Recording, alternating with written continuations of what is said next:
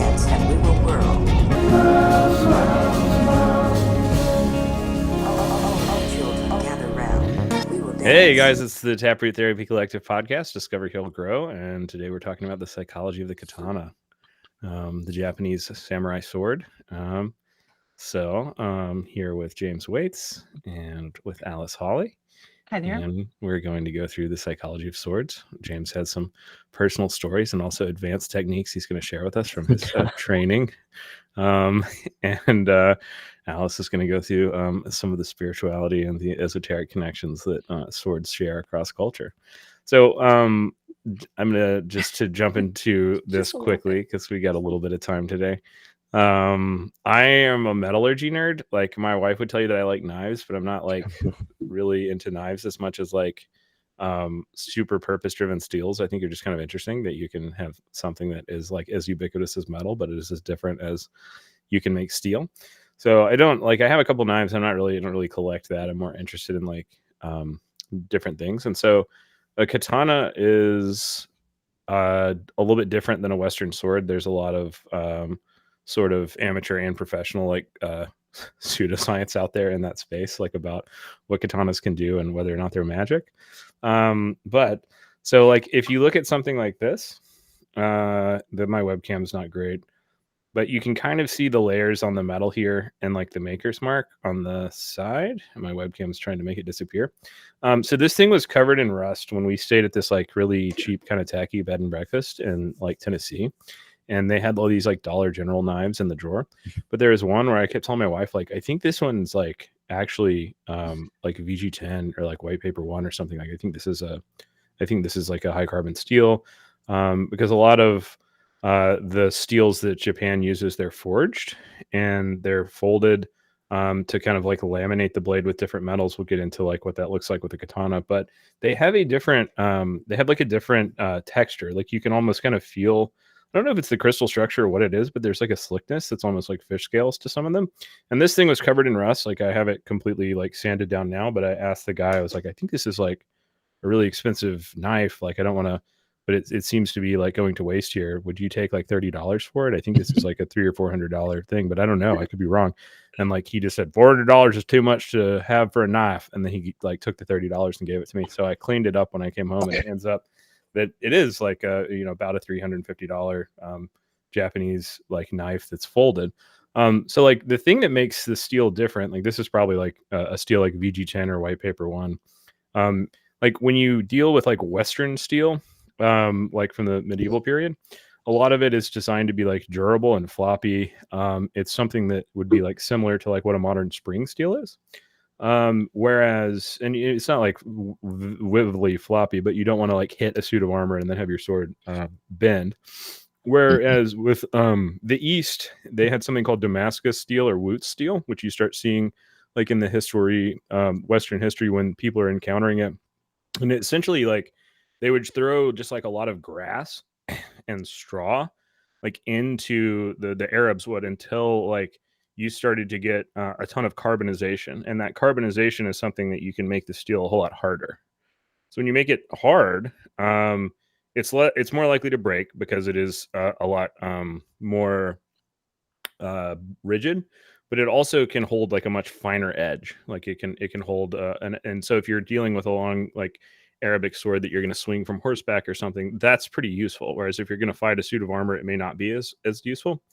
And so that's Wootz or Damascus steel. So the way that it's pretty amazing, like what Japanese smiths, because in Japan, there's like some overlap with the rest of the world. But now like we basically know about the crystal structure of metals, that there's like crystals inside of these things that you were making, and that you can model that in 3D. You can figure out like what you can do to martensite to like add another atom to it. But obviously they don't have anything like that. So you have people that are basically just sort of like banging hot metal and folding it until they like discover incredibly complex things, which is kind of interesting. So the quick history of the Japanese katana is that, you know, you've got these swords that are relatively soft. They start to take on like a little bit of a curve, but when their Mongol invasions of Japan are happening, the king is like, the emperor is like, these things don't, and this is probably an oversimplified history, we don't have a good enough weapon. What do we do? And that one of the master forgers invents the katana and figures out, his name's Masamune. It probably is like a lot of different techniques that come together over time, but the pop history is that one guy just invents it in his shed and takes it to the emperor, which maybe that happens. And he says, that if you put clay along the side of the sword, you're going to get a harder edge because you're cooling it at different temperatures, and the sword's also going to bend. So the bend comes from the actual crystal structure diverging and pulling against itself, not because they just bent a metal rod in a katana. And then also he figures out a way to layer steels and fold them together so that you get the properties of both. So you can get a really rigid edge that if you made the whole sword out of that, it would shatter like glass. But when you're folding it in kind of a Z shape along the spine with softer metals, it's going to benefit from the flexibility of those. And so these are front-weighted swords. Like they're not like balanced like a Western sword that you could really spin or something, because you're supposed to be playing. And James will probably go into more of that. Like with the momentum of these things, they're weighted about 6 inches from the hilt or the suba. So like a lot of these things have more to do with the way that you play with the inertia of it than just something that's, when you hear of a masterwork sword, you probably think it's like super wieldy, super well balanced. And when you first hold a katana, like they're kind of unwieldy. Like you're like, for example, like in Budo or Aido or Kendo, one of the drawing forms, like, you could be the strongest guy in the world, but that doesn't, and you could hit really hard, but that doesn't mean that you can necessarily accelerate something faster. Muscles tend to have like a set speed that enzymes can accelerate them. But when you're drawing the sword, you push it against the scabbard in kind of a triangle shape away from you. Oh. And you keep about 2 inches of the blade inside of the scabbard or the saya. So when you're pushing it out, you're getting this tension built up so that when you pull the scabbard off or the saya off, that blade is going to pop out with a ton of force. So it's like little tensioning tricks like that are kind of what make this a different style and a different psychology of fighting than the West. So that I've got a little bit more on some of the blacksmiths and the history there, but I'm going to turn that over to James to kind of go from there because he's got some stories. We'll break up the flow a little bit. Yeah. Well, I was going to say I'm a freaking nerd when it comes to all this, and really just the history part. You're right. After the Mongol invasion, Masamune actually studied broken blades and was trying to figure out why are we breaking our blades against these invaders. They had a lot of shields.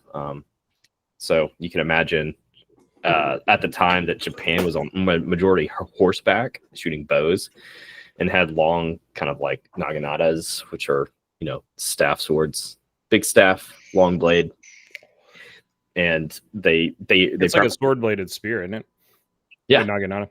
Yeah. So it's just but very thicker blade all the way through, and some fitted that blade to actual sword hilts and used that on foot.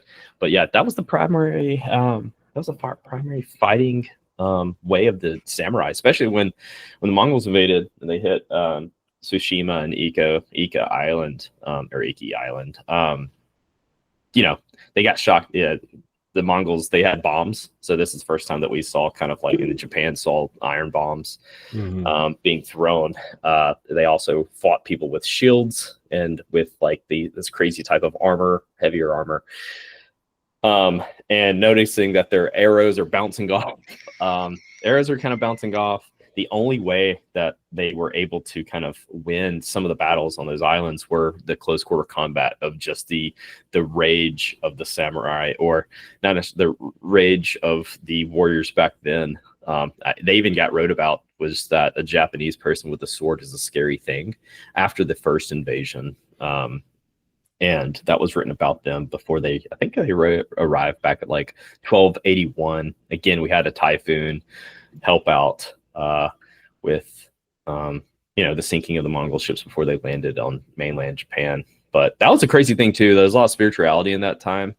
The shogun and the head of, I guess, the kind of the military-esque, not really a big shogun at that moment. But that was the spread of Buddhism through that, and it was the warrior way, Bushido. After that, that was what Tokimune at the time, there was no solid thing, Japan, like solid religion or solid type of thinking way. We didn't see the samurai show up until after this moment in general. So a lot of the thinking from Buddhism and Zen and Shintoism were kind of the thing that creates the Bushido, like the kind of the warrior way at that time. So it's kind of broken up. You know, we get a lot of at the Mongol invasion, there's no really kind of like set in stone warrior delivery system until after the fact. After they redid all these things, created the katana. Masamune found a better sword. He created one. And you had the shogun at the time kind of transcend religion throughout the ranks. So he spread basically Buddhism or Zen through the warrior class. And so you have these kind of elite soldiers that come up from that. So you have the ones that are studying poetry, that are kind of meditating and finding their inner self, the warrior self, you know, the kind of the Bushido, their warrior way, a sense of like kind of some kind of essence of stoicism, except that you have them expressed in a lot of ways. You see a lot of samurai expressed through art, whether it's poetry, writing, even art, woodblock, all those things. So you have a really change in Japanese society in that moment, which is one of the craziest things about that time. Well, and one of the things when we talk about like the psychology of the katana that you're hitting on that I'd like to hear you kind of talk to specifically, if you have a second, is like there are these sort of interesting tensions in Japanese culture, because I think we view it as like that it likes tradition, or that it likes authority, or that it likes like personal work and reflection in ways where when you really sit with the culture, there's kind of like an equilibrium to it. Like, you know, Japan has an emperor, but the emperor, and you have to show fealty to the emperor, and you have to show all this respect, and they're proud of the emperor, but the emperor really isn't that powerful. Like the shoguns actually ran the country, which continues into World War II, where there's still debate about whether or not the emperor was even really that important, or if it was the generals that were going to run the country, which they probably were. And so like that idea of being both an artist and a warrior, that you had to be both, or that somehow your art was informing the warrior culture. You know, so many of these things were like a response to limitations. I mean, the thing about the Mongol invasion that made the swords and the warfare have to change is that Japan is a pretty metal poor country. Like there's not a ton of metal resources, especially not accessible at the time. So when the Mongols came in, they basically had hardened leather armor that was just, it was boiled. It was probably chemically treated. It was woven differently, and it was like hard to cut through. And they also had iron plate, which there just wasn't enough iron for there to even be like what you would have seen in the Bronze Age in some places of Europe. In Japan, you know, almost closer to the Renaissance, there just wasn't enough for there to be like infantry iron armor. And that's what was breaking the swords, was that, you know, they didn't have the resources of these other countries, but what they did was they had this culture that was able to contemplate itself, you know, go inward and then come up with these creations. And then the culture is like still very proud of that. So, you know, could you talk about like in Bushido, the way of like, you know, and some of that's Taoism too. I think that idea that you have energy is really what's behind everything. So that same energy that is cultivated in art can also be cultivated in war. Or the energy that is held still in the body in meditation is also, you know, preparing to come outward through combat, things like that. I don't know. Because it seems like that's kind of what you're hitting on. I'd like to, you have more kind of practical experience with that than I do. Yeah. No, you kind of learn. It's been forever since I did Kendo and Shin Kendo a good bit. About 10 years ago. And you learn a lot about the cuts or the kata that they go through, and they all are in some specific way tied to yourself and tied to your enemy. And it's really about the confidence in you. Your confidence, you're kind of like your solid state is going to be the thing that overcomes the enemy. If you for a second think about, and we'll get to that when we talk about Musashi, but the thought of, could I lose this? You've already lost type thinking. It's really about you and yourself have to be confident in your sword. Your sword is an extension of you. And if you don't have no confidence down the line, you've already lost. And that's the thing with Shinkendo. The biggest thing in that's a type of martial art that is not necessarily like full on kendo, meaning that it's not you're not dueling the entire time. Shinkendo is more about your footwork, about the actual martial like art of stances, things like that. But the biggest thing, what happens at the end of Shinkendo, when you get up in rank, you do Toshimagiri, so test cutting. So you go up through the ranks where you actually have now access to a legit cutting sword. I think they're called Shinkins. Like you have Iaido, that's a blunted blade for kind of test swings. But everything, you're right, going back to what you said, Joel, that the whole thing of visualizing the sword is not the biggest thing. It's visualizing what's past. It's kind of like hunting. Like you look at your target, but you also look what's beyond the target. And same thing with the sword. If you think about cutting the thing in front of you, your sword is always going to get stuck in the thing in front of you. If you thought about how your blade just transcends through the thing in front of you, you let it flow. So Toshimagiri is crazy. I never got to, I'll be honest, I never got to full on Toshimagiri. I was able to practice indoors and not necessarily go practice at the Cherry Blossom Festival in Mountain Brook. But if you go there, you'll actually see on the stage every year in the Cherry Blossom Festival, the Shinkendo people doing Toshimagiri, which is awesome. Which started in test cutting. The helm splitting cut is the big thing that you learn, because it was the thing that could kind of strike through iron helmets at the time. And so when you get so good with following, the sword is a slicing instrument and not necessarily beating you up with it. So that was the whole thing, is like you had to make your sword slide through time and space through your opponent, and or whatever you're cutting. And it just goes like that. But you have to think about that. You have to psych yourself up. If you think, oh my gosh, am I going to cut through this tatami mat, which is what you use in Toshimagiri, you've already lost. You have to think about how you are going to go through this thing. And it's a lot of just, again, that's what the cuts and everything you do, is you are trying to flow through it. And it's all about just allowing yourself to calm. If you have a terrible grip, if you're too anxious and holding on to your sword, you're going to feel that sword's weight in your hands a lot more. If you, for a second, you think about how I'm going to swing this, and depending on what cut, the more mind games that you play with yourself, the more you're going to lose. The idea of emptiness, of Zen, of flow state. We talk about artists and intuitives and trying to help patients tell the difference between their own kind of unconscious biases and trauma and flow state of intuition on here a ton. I mean, I think there's so much rich there to mine. Before we get into some of the history of the warriors, duelists, and the specific schools of like the forgers in Japan, I was wondering if Alice, if you have anything kind of about the nature of swords or any of that. I don't know if you've ever looked at like the death poem tradition. There's a really good book that I had for a long time. I think that it's disappeared from our waiting room at some point. But there's like a book of Japanese death poetry that like Zen monks would meditate and then come up with a death poem like during the last days of their life, that are haikus. They're very short and they're really pretty. I mean, some of my favorites are like, there's a guy that wrote one when he dies in a battle. They find it, he says something about like, this is a field of warriors. We are icicles melting, returning to the stream, just so simple.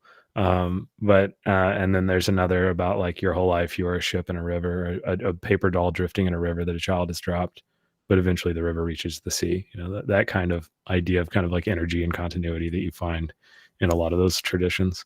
Alice, you do tarot. I know there's a suite of swords. There's also probably a lot of overlap with like swords and esoteric. Yeah, I mean, I think, and everything James is saying just directly flows. I mean, you're talking about energy and and it is implicit, like what swords represent and what the history of it, and especially listening to y'all talk about it. Swords isn't necessarily swords and metallurgy are not one of my special interests, but it's fascinating to hear y'all talk about the history and what James is talking about with, how you direct energy and the sword being an extension of you. And so swords are representative of air energy and our, air, water, and air, water, earth fire. What am I talking either?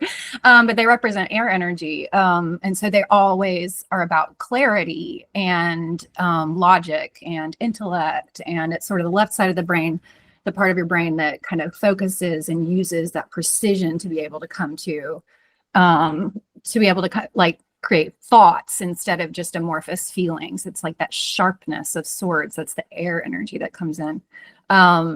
So yeah, they represent. And so then just in general, that's kind of what we get with swords. And then, yes, within the tarot, that's what the suit represents. And so with tarot, it's sort of you put down the cards and then you kind of reflect on like what they bring up for you subconsciously. And they all have themes and archetypes, and swords is one of the 4 suits, and it's one that represents air. But it also, so swords are also very much about like divine masculine energy coming in. So like the yang energy coming in, and that being like using your energy to like penetrate or externalize everything, which is what you're saying, like in battle, what you have to do is sort of like, not only is it like dialing in and grounding and like becoming one with the energy, but it's about turning your internal shield outwards and externalizing and like putting all of your energy outwards so that you're not, and that's like what you have to do to be able to engage in like a battle, is like put everything out. And I'm also thinking about so like athemas in like ceremonial magic or some traditions where it looks like a sword. It's like a knife-like thing. You don't use it to actually cut anything or do anything like satanic or something. But it's used to direct energy in ceremonial magic. And so so it would be made of some kind of metal. It has like a double edge, which represents like the polarity of the masculine and the feminine. And within ceremony, you might use it to kind of hold and like, as you're saying, like an extension of yourself to kind of point the energy out and like direct it and like put your intentions outwards. And they usually have like a black candle, which is all about like neutralizing the energy and grounding it. So yeah. But I think that, and then the metal itself actually like is sort of divine masculine representing too. That's like in the evolution of the planet, like when the metals came in, that was like when consciousness started to pierce the veil with the sharpness of those. It's all like this energy representation. But well, and it is one of the first things that we do to demarcate society that went from sort of a nomadic pre-conscious or pre-collective conscious. No, and that's spot on. Start to forge early iron stuff. And Buddhism has some of that too, that's used for like cleaving, piercing, or scraping, but in a metaphorical way. I mean, some of those may be based on old tools. There's like the Kadaga sword or the Purva dagger, or there's a Kartika in my office, which is like an old like leather scraper, but they're so ornate now, you couldn't actually use them for that purpose. They just have this ritual significance. Like you're saying, you couldn't do a satanic sacrifice with any of these things. They're too ornate. Like the Buddhist fire swords have all this metal, fire basically around the blade, to reinforce that this is a spiritual purpose, not a metaphorical purpose. Well, and what you were just saying about like the Iron Age and stuff, like that's sort of, I want to just emphasize that it's really interesting in like Eastern traditions, and when you understand like consciousness as a whole, what you're talking about the Iron Age coming in, that is that is literally why, like it was like the air energy coming into the evolution of consciousness, and that's why those metal ages started happening, and we're moving through these different yugas, which are like eras of time. And so that's like metals and swords and stuff are representative of this resurgence of the divine masculine energy coming in and creating like more thought forms and societies and systems and organizing things and things that penetrate energy outwards. So which is like partly why, like, when I think we become nostalgic for another time, either in a healthy way or in a bad way, that can be kind of fascist or mythologizing like a past we can't return to. This sword is an image that we come back to, in good and bad ways, and healthy and unhealthy ways, through those movements. But not just recently. I mean, even going back to like the Crusades and things. I mean, there were kind of like older calls back to these things even when the weapons were modern. With Japan and the katana, like I'd like to talk about some of the duelists and the history of dueling, because I think that shows those tensions like really well.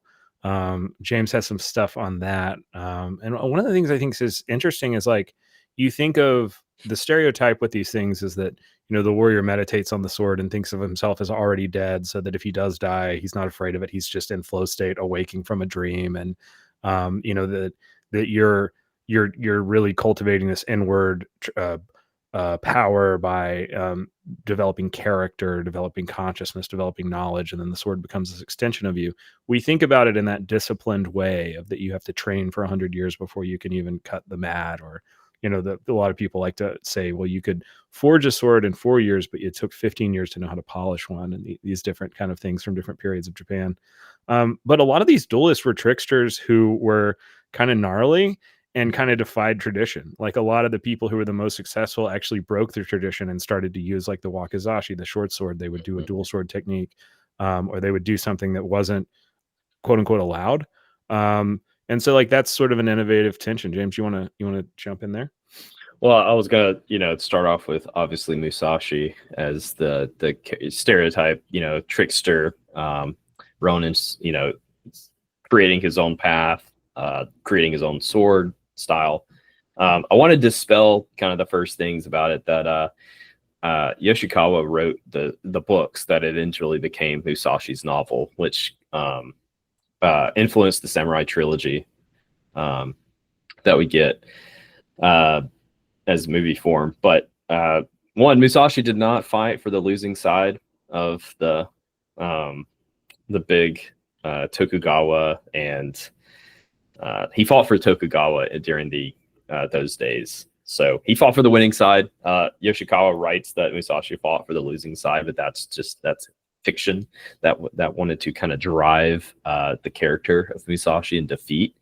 But Musashi probably did not experience a lot of defeats, is what we know. That he was 16 when he would be fighting in those wars, which is crazy. Just think like he would have to go fight his dad. I loved Musashi, the book Musashi by Yoshikawa, but it definitely took some liberties on how Musashi came to be. What we do know is that he did follow a Buddhist monk that told him, you've got to reborn. You got to be born again in some way. And that's when he went from, I forgot this originally, I think it's to Takezo was his born name, and then he changed to Miyamoto Musashi. But that's what started his journey. So he is a trickster. A lot of, again, this is the kind of juxtaposition of samurai versus the Ronin, which are just wandering samurai, which is kind of a class that was like you either had a bad master that died, or your master didn't, have anybody succeed him in such a way. And so there's always, that's what the Ronin type was, but you're still kind of in essence a samurai. You still follow this type of this living. Again, Musashi did write. He was an artist. He reflected a lot. We have a lot of his thoughts on paper, but only after he was done. He sort of basically duels everyone who is around and kills them or wins, and then says, all right, there's no one left to fight. Everyone else is younger and they're going to study me. So I'm going to kind of go into a cave and write the Book of the Five Rings. Yeah. But he also, even during his journeys, he had to figure out, he wanted to find out why he's going. I mean, that was the whole point of, and that's just through the book, is wondering, why does he feel, why is he longing for all these things? It wasn't the glory. It wasn't the battle. He just wanted to find what was going to make him kind of feel whole again. Mm-hmm. And so he had to incorporate a lot. But he's obviously a very interesting character. If you've read anything about Musashi, he was very crafty, very wily in that sense of making people late. He was intentionally late to a lot of his duels, making that he was causing that inner. There's turmoil. A trickster psychology to psych people out. Okay. Yeah, in the Book of the Five Rings, or in the Samurai trilogy that James is talking about. Spoilers for 50-year-old Japanese cinema, but he went one of the last duels of Joel on Ganeshiro Island. He shows up late with a ore that he's chopped into a sword that he says he's going to fight with instead of his real sword, to kind of be like, I don't even need a sword to defeat you. He shines the light from the blade in the guy's eyes. He gets behind the sun. He stands in the water. He goes late to it. He appears to be maybe hungover or just like waking up from a nap, not caring. He does all these things to kind of enrage the opponent that you don't associate with the noble samurai meditating and then killing in a single slice. The most effective duelist really didn't do that. And when I forget I don't know the original Japanese for the style of swordsmanship that Musashi said he was doing, but a lot of those translations are something akin to doing what works or doing whatever it takes or doing what is effective, is kind of how he called his school of swordsmanship. And that a lot of that trickster innovative stuff is sort of at tension with the way that the tradition needs to live in the Japanese culture as being this timeless thing that is about nobility. But a lot of these guys were kind of gnarly, like James is pointing out. They did some psychological trickery and low forms of honor. His style was called the school of the strategy of two heavens as one, which is wild. But yeah, going back to Musashi again, he was crafty. He one of his other famous duels was the final head of this one swordsman dojo is a young kid, probably 12 or 13. Musashi has already defeated, I think, the heads of this school once, and so it's transferred down to this kid who follows a family of swordsmen in this dojo. And of course, the school just wants to jump Musashi. And so Musashi just sits in a tree and just watches as they all gather, takes note, and it's just like, okay, this is going to be easy. And this is one of the only times in kind of his life that he actually used one sword and his actual bladed weapon. You see him all the time, so confident, and his skill, that's the whole confidence. He beats people up with boken or wooden boktos that he carves or finds sticks that he carves into a sword. But this was the one time he's sitting in the tree just watching everybody gather. He's knowing he's going to be ambushed. But to end the fight quickly, he just jumps down, sprints, draws his sword, and chops a little kid in half right off the bat, and then just runs away, beats a couple people up on his way out. Doesn't kill anybody else, I don't think. I think he might have killed a couple other people, but that was the quickest way to end the battle. He knew his target. He knew it wasn't, he's there to only defeat one person and not defeat 20. And so he just sprints right in as like a crazy person. Everybody kind of steps back and is like, what's going on here? Thinking that he would just line up and face, but instead he did what he had to and just ran in. Well, and there's some speculation that he was like an incredibly strong guy, that he just had a lot more upper body strength than a lot of other people. And then also maybe he had a skin condition that isolated him or kept him like at the edges of society and not allowed into traditional. And that's a theory until he became so good at sword fighting that he had to be like entered into canon. I don't know if you can say anything about that. Because Miyamoto Musashi and Sasuke Kohiro, those are like the two duelists in Japan that are kind of famous, that actually are rooted in real people that are mostly real, even though we don't know everything about them. Even the people that had a root and history, like a lot of them turn into kind of myths, like Zatoichi, the blind swordsman. And then the opponent that, the last opponent that Miyamoto Musashi faces, even though there's not really a lot of history to it, like he has an odachi as a longer sword. And he kind of becomes a character that is depicted as like extremely feminine and sometimes almost like, transsexual or transgender in appearance. Do you know why that is? Like, I always thought that it was just like a compensation to Miyamoto Musashi's like masculinity, that he was like such a hyper masculine guy that they kind of portray his final opponent as more feminine. But I don't know if there's any historical reason for any of that, really. I don't know. I think obviously that it goes back to a lot of people kind of painting Musashi as kind of rambunctious. I think they made up these stories of his a skin condition and things like that to kind of make him seem more relatable in a sense, because he was actually really good. Again, a lot of people want to paint him as a failure at the beginning, but he probably wasn't. He was good martial ability, which means like his attributes in other areas probably weren't so great. I mean, his how he related to other people, especially in writing, was just so bizarre.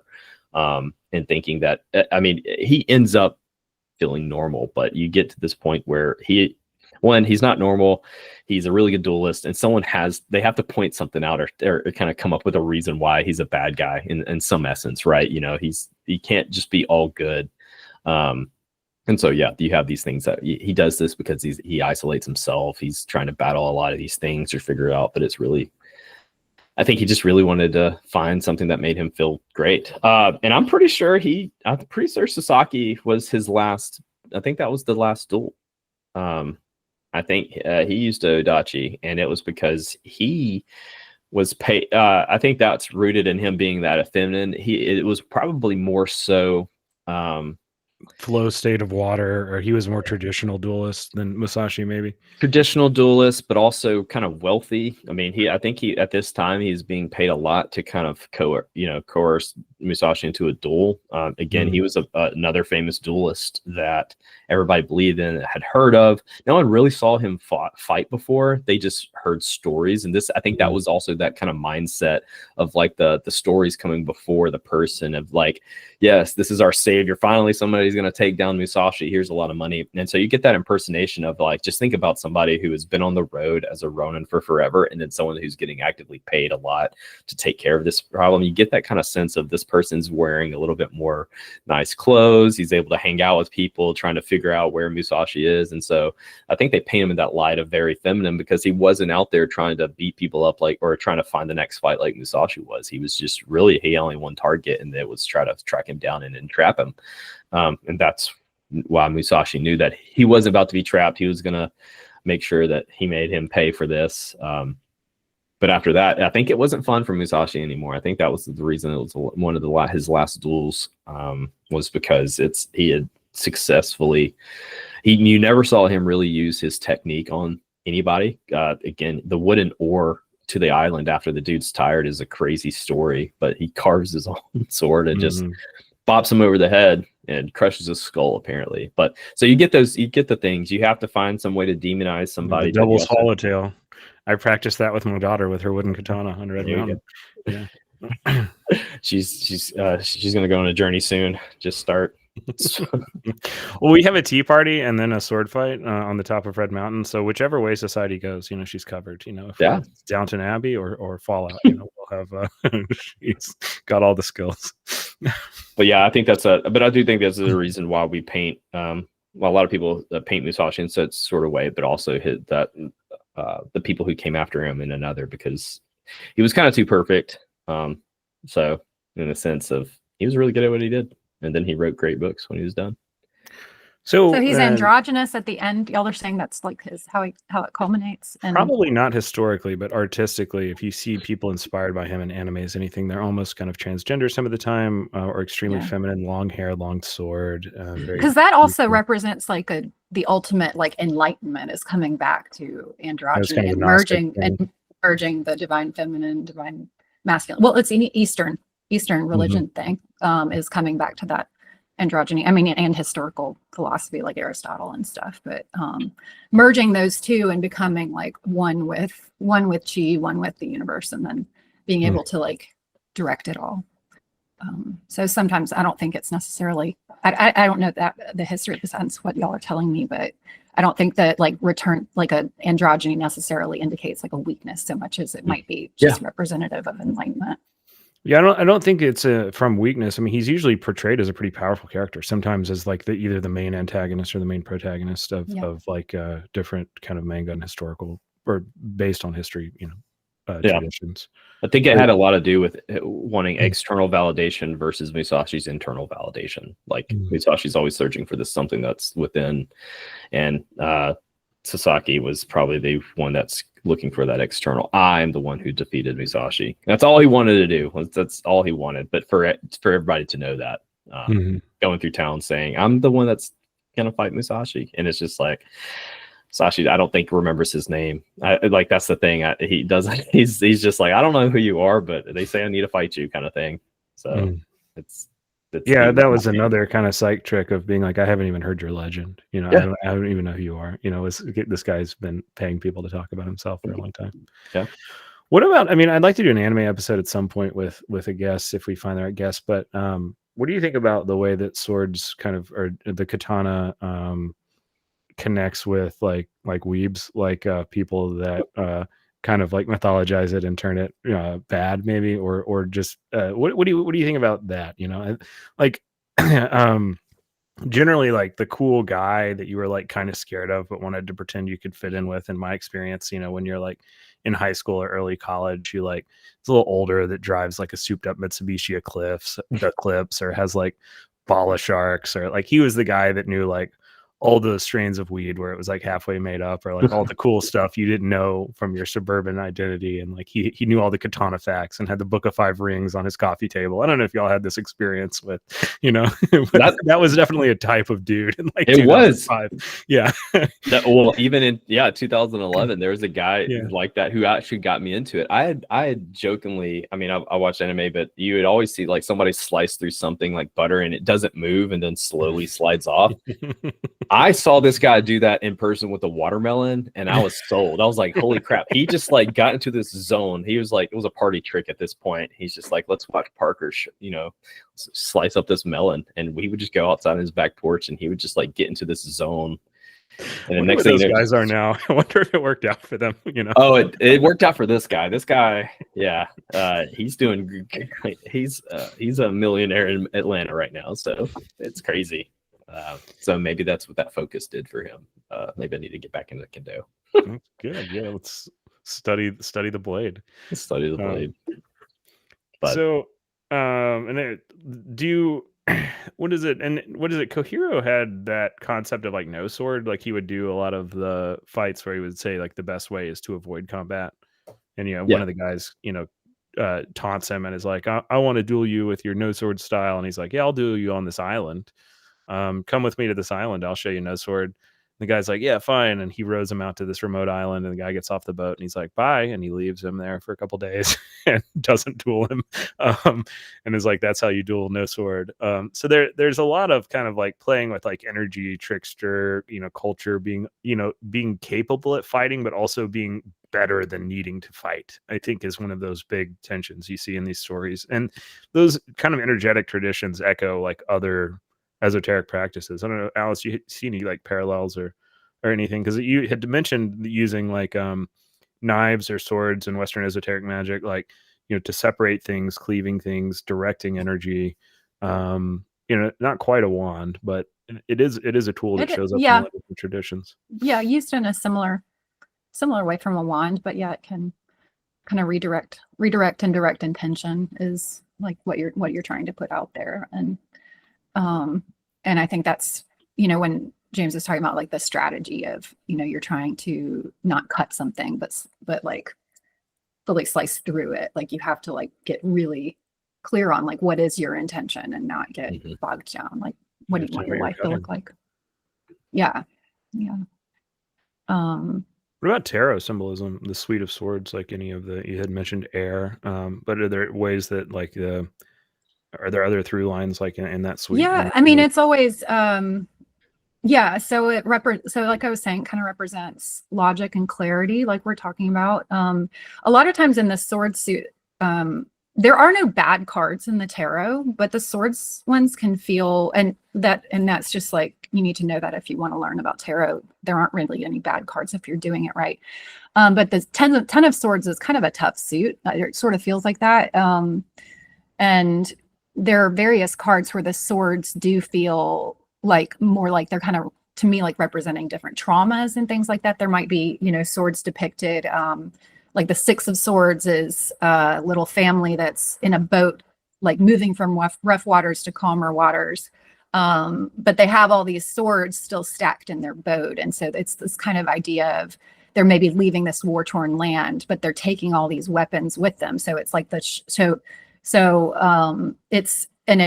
like a father, a mother, and a child. So it's not like a battle thing, but they're moving somewhere safer. But, no matter what, you take the lessons that you learned, like the things that pierced and like cleaved your consciousness and like redirected your energy, and bringing that with you, even as you're healing. So there are different swords. I mean, suits of swords, cards within the sword suit that's kind of how swords can kind of be played with. Anxiety comes up a lot with it, because this is just things that are piercing your consciousness, of trying to, knowledge that you have that's trying to pierce through the veil and come into your consciousness, trying to like rise up into new awareness and new, I always wondered if the sword, the Game of Thrones chair or throne forged out of swords wasn't inspired by that suite, because he plays with a whole lot of that idea that they're taking the swords and making them useless by making them a throne, but the throne is so inherently violent and corrupting that it sort of leads you back into violence and this sort of like slippery nature of the sword. I always wondered if Martin was playing with some of those ideas or if he just arrived at them independently in Game of Thrones. I think it's interesting because a lot of times like he might have done it intentionally, but then there's just sort of, this is where, we get back into, there's these things that are baked into our consciousness, these archetypes that, we don't realize. And so as an artist or an author, you kind of, you play with and bring out these themes that are just these, universal pieces of fundamental knowledge, and you can find it everywhere, even if the authors and the artists didn't even know what they were doing. It's because it's from truth, it's in the flow. Well, I know James has to hop off in a minute. Did you have anything you wanted to sign off or kind of like throw in at the end of there? Alice, do you need to get off right now, or can we run a minute or two over? Yeah, I have. Well, yeah, I can do a few more minutes. Okay. Oh. James, what you got? I don't have anything to sign off on, except for, well, I don't have anything to sign off on, but well, thank you. Did you see the Budo Academy open, like North Birmingham? You want to sign up with me? I was thinking of doing some classes. Really? I have a lot of time. I probably should. I need to get back into it, but yeah. Yeah, I'm serious. Let's think about it. Let's do it. All right. Well, thank you. And enjoy it. Look for my 11. Got to go do the real art therapy. Yeah. Move through it. So, all right, guys. Well, all right. See you next week. Peace. See ya. Yeah, I don't know, Alice. A lot of the stuff with, like you're saying, or a friend of mine was did like graduate school work for a minute where he was like helping foreign students get engaged, and he was like telling me that a lot of times students that are coming from like Eastern traditions of India, Japan, China, like have a hard time with this idea of like citing sources, because they're like, well, that's a perennial philosophy. It's everybody's. It's just the universe is whatever. Why would I write down? You can't write down the first time that somebody came up with that. Right. And that kind of egoic idea of like Western inventor owns the knowledge and like whatever was like so at odds with that. That's what you start to, once you kind of get deep in it, it just starts to feel like you kind of recognize like, oh, this, we attribute this to somebody from the 50s, but this is like 3,000-year-old. Somebody said it back here 3,000 years ago. Yeah. And that's sort of my beef with like Western science, is just sort of where we're kind of identifying all this stuff that's like literally in, the Vedas and stuff. They talk about all the, quantum physics and everything, and we never acknowledge, we discover things, but never go, oh, wait, okay, this is what they must have been talking about back here. Like, this is what this scientist was talking about. It's just interesting who gets the credit, like you're saying, for these like universal pieces of knowledge. Yeah, I think that, if you invent a cotton gin or if you invent a new antibiotic, you probably, are the first one to come up with the way that molecule is connected together or something. But when you're coming back to these things that are in softer sciences about energy and, even, quantum physics, math kind of becomes a softer science at these upper levels. What do you, how do you, have somebody who has ownership or invention of that? I don't know. Yeah. Yeah, I don't know. I'm trying to think. I had a thought back there, but can you say more about that? I don't know. Just, well, with perennial philosophy in general, I mean, because we definitely bump up against a lot of that on here. I'm kind of two minds, because I usually try and say like, all right, here's the spiritual tradition, here's the anthropology tradition, here's the tradition where that gets bumped up against in psychology, and then maybe myth if that's relevant, or if it's separate enough from the anthropology, right, to try and let people kind of feel it. Because I feel like that's the best way of just kind of saying, yeah, a lot of people have worked in these spheres. There's, ways that you can make them more disciplinary, but the source of them is kind of interdisciplinary. But when I read authors that do the same thing that I do, I don't like it. Like, I'm like, oh, I get it. I know that, get to the point, so I don't know if there's like a way to kind of communicate that clearly, but I don't know. Communicate that clearly. Yeah. Well, and I think, yeah, there's a lot to like even inventions, concrete inventions like you're talking about. Like there's so many cases where in history it's shown that like multiple people sort of right around the same time came up with the same invention or the same concept. And so it's really like, is any one person really inventing something, or is there, you know, in energetic understandings of like how the world works, like you might be tapping in, you know, people are actually tapping into collective knowledge that suddenly like put collective consciousness that's put these pieces together, and all of a sudden there are little individuals who like happen to be the right frequency to be able to like access it and then transform it into some kind of invention. So it's kind of always, you know, once you get into the nitty gritty, it's like who really, like I get into my head when I try to write, like trying to figure out how to say things in a way that nobody's ever said them. And then it just, all of a sudden it just starts looking like every single word is just a metaphor that somebody's already used. And like every phrase feels trite. Well, and I think that holding the identity of the self that is, you know, individual, and then also like the collective is hard. You know, you kind of want those things to be in resonance, but you know, we do exist for a minute as an individual in the world. What do we do with that? You know, that's an old question. Yeah, and I don't know, just kind of put a cap on swords and the psychology of katanas. Is there anything else that you kind of want to get to, or do you feel like we've hit that as much as we can? I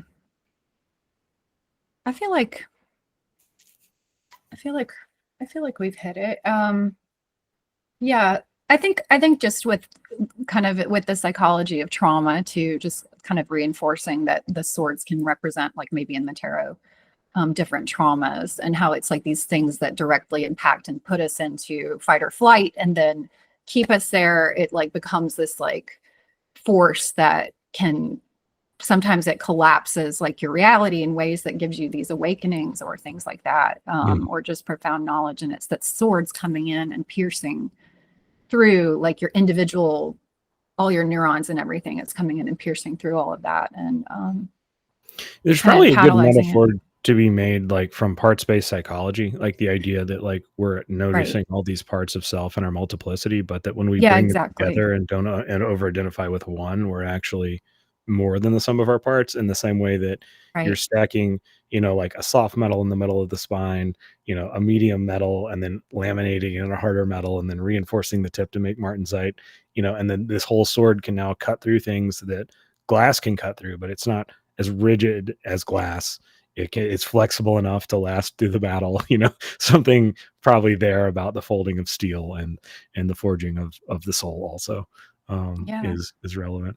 And and that is swords that forms the ego, and so that is like where we see trauma and people split, or just any of us. I think it's like, I think everything, you know, like that's on a spectrum as well, like how much we're dissociating, how much those swords have really, like the traumas have come in and like split us into different parts. And it's about trying to kind of like come back and like own that energy and come back to center, even like people you deal with that have been cut off from personal power, that are sort of like under-identified with their own agency or their own voice. A lot of somatic practitioners talk about that showing up across the arms and in the center of the chest, that a lot of times when you try and get them in touch with like their right to self, they feel a black hole sucking, you know, in the heart, and you want to replace that with like a warmth or light, and, you know, kind of meditate on that feeling of power. But I mean, that is kind of the warrior archetype. When you're holding a sword, you're holding it, you know, with your arms in front of your chest. And a lot of the people, when I'm saying, okay, you're really over-identified with the magician, you're trying to understand everything esoterically, you're trying to understand everything as a system and passively, but you need to be more comfortable with your ability, you know, because of trauma, you've been cut off from this ability to just say, this is me, I'm visible, I have a right to this conversation, I have a right to self. And standing upright, you know, getting people in touch with that warrior archetype. A lot of them imagine themselves holding a sword or holding a shield. And in like hatha yoga and kundalini yoga and different practices, some of my favorite in kundalini yoga tradition, you put your arms up like that, and then and like with your fingers kind of pointing to the edge of the room. And hold it like that for 3 minutes to, anywhere to like 11 minutes or something, depending on how much. But it's basically, but what's interesting is that as you're holding it, the idea is that your shoulders and your arms are really strong enough to let you do that for that amount of time. But there's this psychological thing that happens where it just starts feeling like I can't do this, I can't do this, I can't do this. But it's because we store, that's like where we somaticize like a lot of these feelings of that weight on our shoulder and powerlessness, things like that. And so as you meditate in some of these postures, another one is like where let me back up and then I'll come back to me, but where you're like up like that, and I'm holding it like this up at the top. But that's like direct, and you hold your fingers directly up and you're just completely concentrating your energy and pushing down into the earth and like directing up at the top. And so you're doing the same thing with your body to be able to direct the energy, turning yourself into like that sword sort of. Is the arms up? Is that what you call sun salutation, or is that something different? That's different in these type of, in hatha yoga and kundalini. I can't remember what we call it. I can't remember what it's in a bunch of kriyas, but I can't remember what it's called. But nuts. That's interesting. I think that that idea of kind of like power being in the center, the warrior archetype, being kind of identified with the sword, that we have a right to our own kind of individual voice or power. We come back to that in a lot of different somatic traditions, because it is the way that you assert individual power, whereas like there's a lot of kind of more mystical pathways and to understand things intuitively, but the sword is not really about as intuition as much as being able to actualize something, Yeah. And it's about, what you're saying in swords. I guess the keyword here is also swords are about truth. And so when I'm showing you, like, and you could do this, anyone could do this, but sit in lotus or sit crouching on your knees and do the one where you're holding your arms, your fingers like this. And this is a mudra that I can't remember the name of. And then you hold your arms up. That one, as you're doing it in certain kriyas, you're reciting Sanskrit words, sat nam, which means the truth is in me. And you're just saying it like over and over and over. Sat nam, sat nam, sat nam, sat nam. I'll just do it for like minutes. It's like the most empowering thing because you like feel it in your diaphragm.